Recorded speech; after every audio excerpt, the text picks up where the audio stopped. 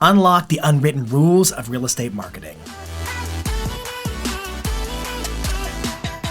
Marketing is a never-ending race. It's lap after lap after lap, because the minute you break, you lose your momentum. The minute you stop and pull off the track, you lose what you're growing in terms of your brand, your affinity, the consideration customers have for choosing to work with you.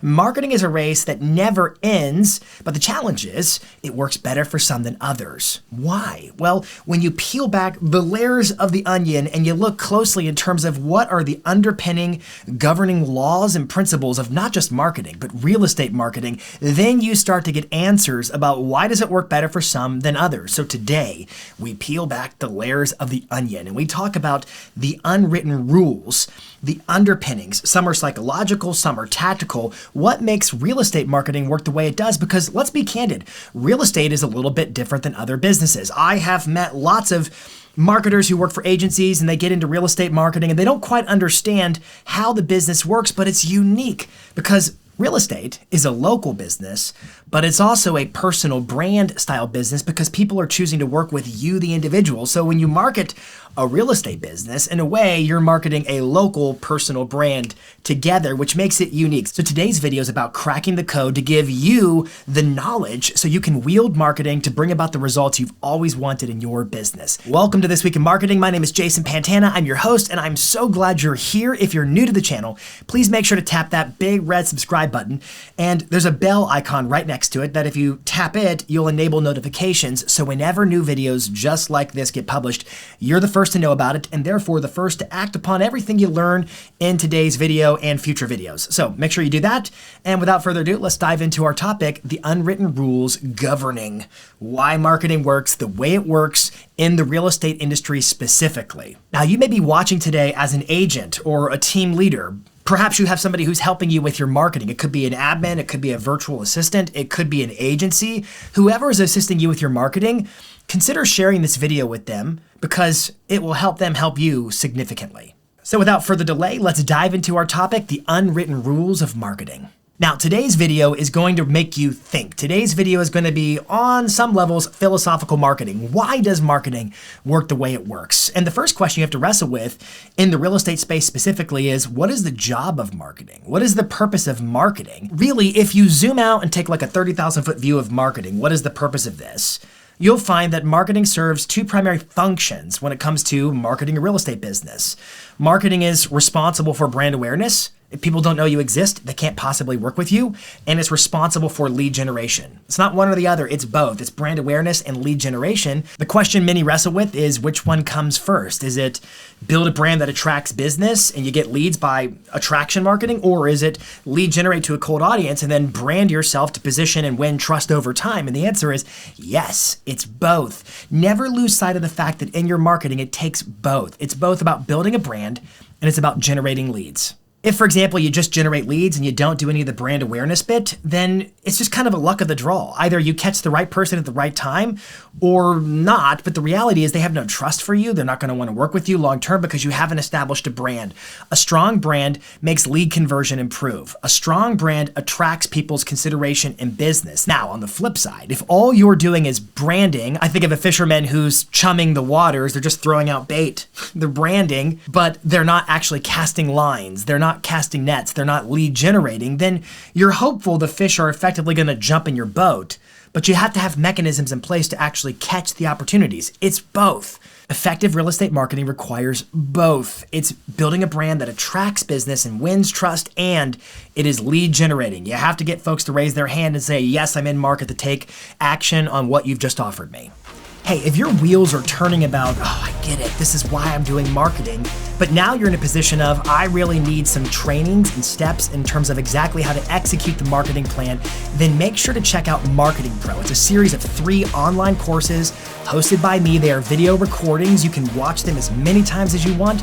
You can slow me down. There are on-screen demonstrations and samples and examples and case studies to help you tactically put in place a marketing plan that moves you forward. Courses cover social media marketing and video, email marketing to nurture your audience and help them take action, and finally, SEO through your Google business profile. How can you get found by more sellers online? For more details about Marketing Pro, click the link in the description. Now, let's stay on the topic of lead generation. I'm not going in any specific order today. I'm just jumping around what are the unwritten rules. And the second one is that there are 3 types of real estate offers. 1, 2, 3. 3 types of real estate offers. Now, what's a lead? A lead is simply a prospective customer who responds to an offer and raises their hand in a way that says it's okay to contact me about the offer. So if the offer is completely unrelated to real estate, then it's not actually a real estate lead. Whatever the offer is says a lot about the type of lead you're generating. And in real estate, there are only 3 offers. The offer is either about the property, the process, or the professional. That's it. So for example, the property. It might be a Google ad that says, search for homes, and they navigate to an IDX-based website where they search for homes. And it's all about the property. It's all about searching for the property. Or it could be, for instance, find out what your home is worth, and it's a home valuation or cash offers on homes. It is an offer that is predicated around the property. And so the inquiry is a hand raiser about the property, which means when you get that lead, they may or may not know of your brand. They may or may not have any kind of loyalty with you. And so if you don't build a brand, that conversion is going to be way more difficult because either they're going to convert right there on the spot or you miss the window. Now, that's the first kind.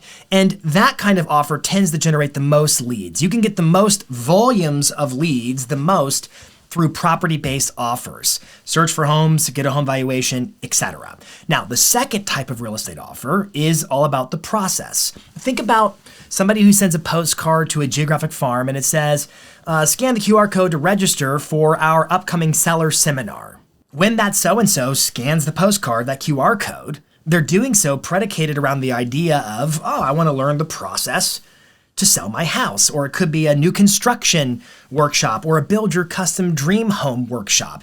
My point to you is there are lots of lead generating offers that are centered around the process of buying a house or selling a house. Now, the third type of offer, I like this one personally, is about the professional. So for example, perhaps a consumer goes to Google and they type in a search, best realtor near me, and they find a bunch of Google business profiles, or they proceed to find yours and read reviews from past clients and they think this person's awesome, and they reach out to you because they were looking for you. Or maybe you make videos on YouTube on a regular basis and folks start watching your videos and they start to align with your thought leadership and they're attracted to doing business with you, and eventually they reach out and say, hey, you're the best. Are you taking on new clients? Once again, they sought you out because you're the best professional they could find. The offer was the professional. It was you. So think about marketing. Marketing serves 2 purposes. It's brand building, so awareness to attract, and it's also lead generation.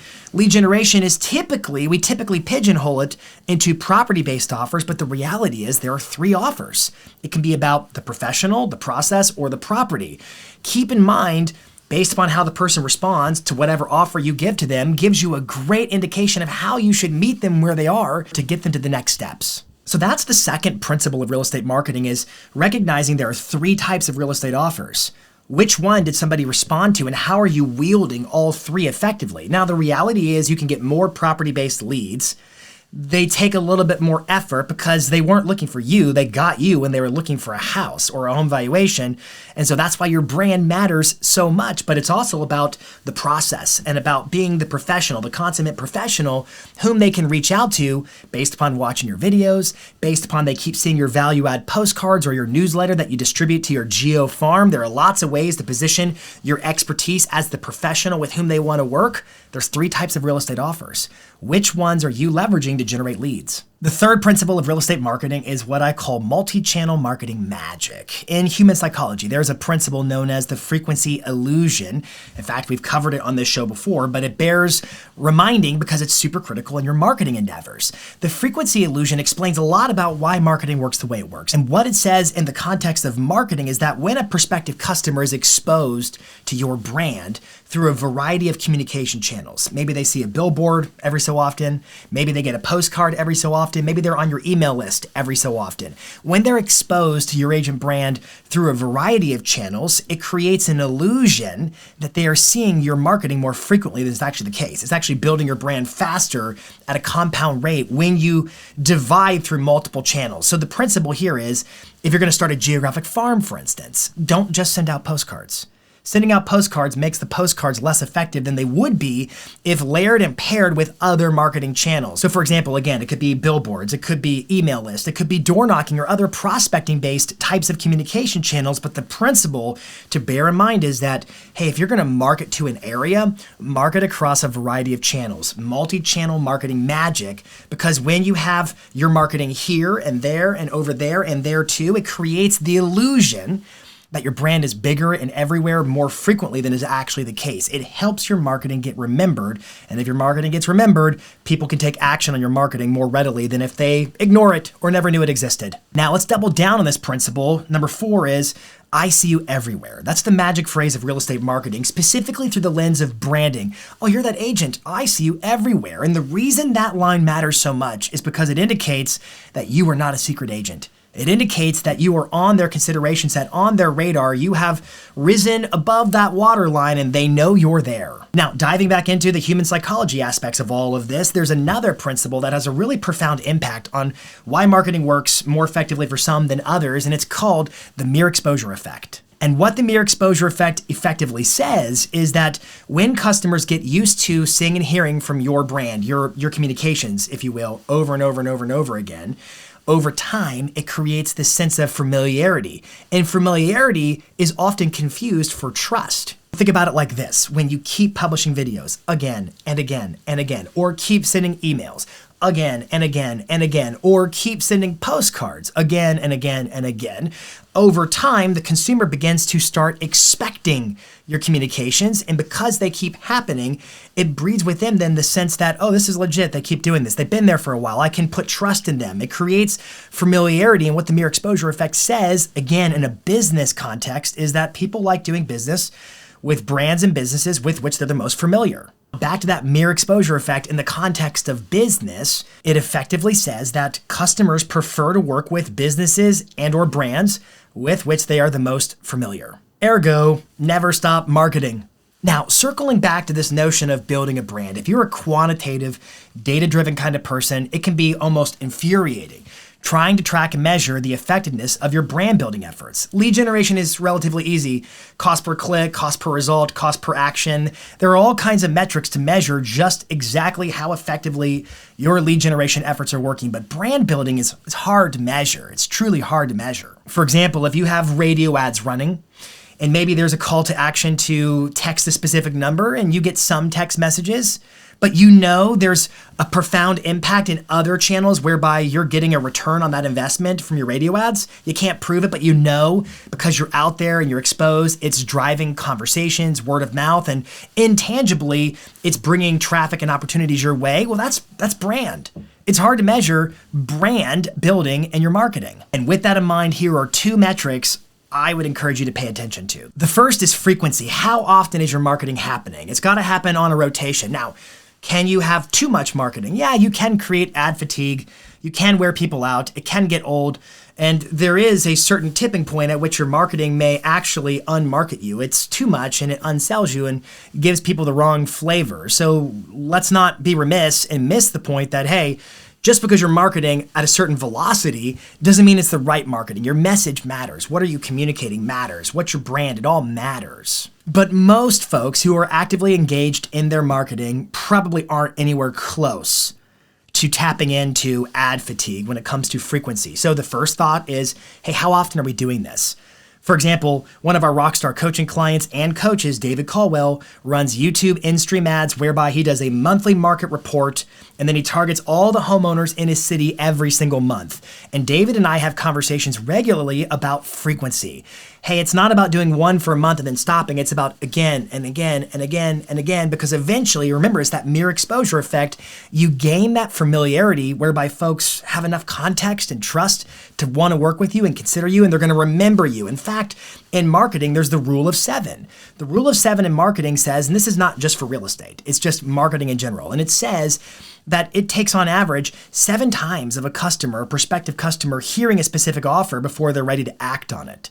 Now, does that have a direct application? Maybe not, but the principle is you should be measuring how often are we doing something. How often is the optimal number of times they receive a postcard based upon the other marketing in your farm? How often is the optimal number of times they email your database based upon on other communication attempts? How often is the optimal number of time to reach out with a phone call to your friends and family? All of this factors into this notion of frequency.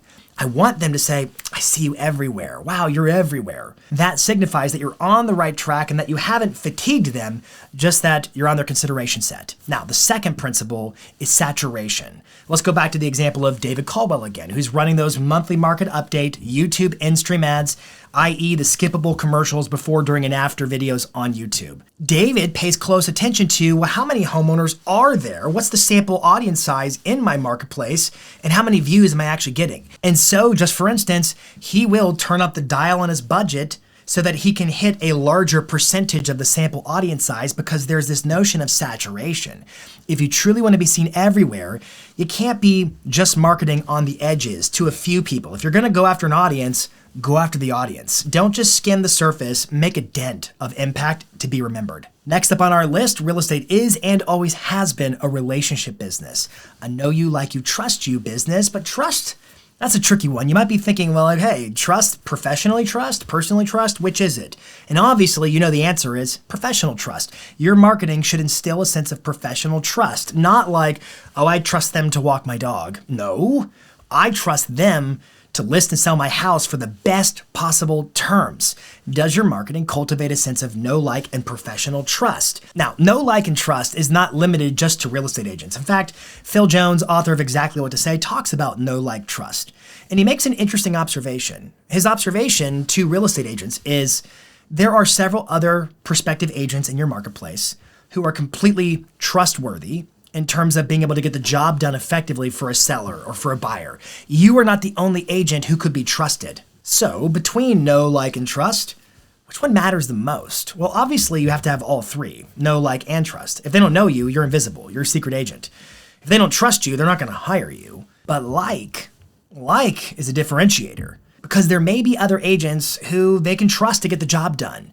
But if they like you best, the job's yours. But what does it take for someone to like you? How do you instill a likability factor in your marketing? Well, it turns out in the book Influence, The Psychology of Persuasion, its author breaks this down beautifully. You see, a lot of salespeople fall victim to the misnomer that, oh, if I go into a listing appointment, just for example, and I see a picture of the family on a fishing trip up on the wall, framed on the wall, I'm going to pretend to like fishing because if they like fishing and I like fishing, therefore they like me. This doesn't compute. This is not A plus B equals C. Not at all. Liking is not shallow. It is not superficial just because we have common interest. Liking is far deeper than that. What the book Influence, The Psychology of Persuasion says is that somebody will like you when they sense from you that you have their best interest in mind. And so if your marketing is all about helping the consumer win, every video, every blog, every postcard, every billboard, it's all about helping the consumer win to achieve their goals, well then, the net effect of that is they're gonna like you. Moving on, our next unwritten rule is to become the agent of choice. I'm talking about social proof in your marketing. Now, what happens if you do too much social proof? Look at us, we had another record sale, we sold this many homes, blah, blah. It becomes all about you, and then people don't like you, because remember what we just said, people like you when they sense you have their best interest at heart. At the same time, if folks lack confidence that you've done this before, it's going to be an uphill climb. Think about when you were a new agent of the business, or perhaps you're watching and you're brand new, and you think to yourself, as you go into this industry, and I remember this feeling, you make a list of all your contacts in your sphere of influence, and you think to yourself, they can't wait to work with me. They can't wait to give me all their referrals. They can't wait to buy with me, sell with me, etc. And you're a new agent, and then if your experience was anything like mine, it's just crickets in the beginning. Why? Well, because they didn't want to be your guinea pig. You'd never sold a house before, for example, and they didn't want to be road tested with you, so to speak. Some of you got into real estate and that wasn't your experience. You got in and it was just really quickly, you hit the ground running because on some level you already had a sense of professional trust whereby folks were confident enough to work with you. But others, you know exactly what I'm talking about. Think about it like this. Have you ever stepped back to consider, what does it take for someone to have the confidence to refer you? Because ultimately, if they're making a recommendation to their mother-in-law, to a neighbor, if they're making a recommendation to say, hey, I put my reputation on the line to vouch for you, the agent, they're that good you can work with them. Making a referral is a big deal. So when I work with my coaching clients, I often say, hey, market for the referrals, because if you can win somebody's trust for a referral, getting their business is included. So the question you may be wondering now is, wow, have I given folks the sense of confidence in my marketing that I'm a safe bet? It's okay to work with me. It's okay to trust me. It's okay to refer me. It doesn't mean go crazy and overboard with constant social proof. But I think about it like this. Imagine making a batch of cookies. What happens if you forget to put a little salt in that cookie batter? Well, it's kind of a flavorless outcome. The cookies don't have much taste to them. Too much salt's going to make the cookies pure nasty. But just a little bit of salt, the right amount of salt, gives it the flavor it needs. That salt is my metaphor for your social proof. You need to integrate some measure of social proof in your marketing. It could be testimonials. It could be reviews on your Google business profile. It could be postcards that talk about how you got the property sold. You need some because folks need to know they're not a lab experiment, that they can trust you based upon your track record. And finally, our last unwritten rule of real estate marketing, I've dubbed, what do you sell? It's a question. What do you sell? This question trips a lot of folks up because the response I hear pretty often is, oh, I sell real estate. No, not exactly. And I'm being, provocative in how I say this. You help people who own real estate sell it, or who want to own real estate purchase it. But that's not actually what you sell. If you flip the question around and say, well, what is it, or what was the reason for which that seller or that buyer chose to hire me? What was the product they purchased from me? Well, it's brokerage services. At the end of the day, you could put it like this. The reason people hire you is for your expertise. They know, like, and trust you, not personal trust, but professional trust. And the likability factor is the X factor, but it boils down to your expertise. Do they have confidence in your ability to help them achieve their goals when it comes to buying or selling? You sell your real estate expertise and the way you convey it. Now, I like the word expertise, real estate expertise, for a couple of reasons. The main reason is because it's dynamic. I've met agents who are absolute experts when it comes to the numbers side of real estate, or others when it comes to the location. They understand the community like the back of their hands side of real estate, or others who simply understand homes. Maybe they have a contracting background, or they just have that natural sense of what works for the needs of the buyer if they're looking to buy a home. They just understand it at a deep expert level. Expertise is dynamic. It's your fingerprints. It's you and the way you impart it. Some of you impart it with a lot of humor or a lot of charisma or a lot of personal touch. It's the way you demonstrate your expertise that ultimately allows people to connect with you at a deep level and place their confidence in working with you. Now, the real estate industry is often accused of being overly salesy, and I would argue it's because a lot of folks don't really know what they sell. They think they sell real estate. They think they sell themselves. And they're marketing the wrong message. The beauty of recognizing that you sell your expertise is that means every video that you demonstrate knowledge and you offer advice and you talk about the market and you showcase your expertise, while it may not seem salesy, it is in fact a giant sales pitch for exactly what you do. When you understand that you're there to serve the needs of the buyer and seller, and you demonstrate that expertise and your competence and ability to help them achieve their goals on a regular basis, everything changes in your marketing. For those who struggle to get their marketing to work effectively, it's often mislabeled as, oh, it was too technical, the learning curve, I didn't have time. But the reality is, it's usually due to a failure to understand, well, what are we actually trying to achieve? What are you building? What are you seeking? What are your purposes in that video, in those postcards? In starting that geographic farm, what are you doing it for? If you don't understand what drives your marketing forward, you're going nowhere. But I'm curious about what you think. Let me know in the comments which of these principles resonates with you the most, which changes your marketing, and what did we miss? Let us know in the comments. Until next week, this is This Week in Marketing.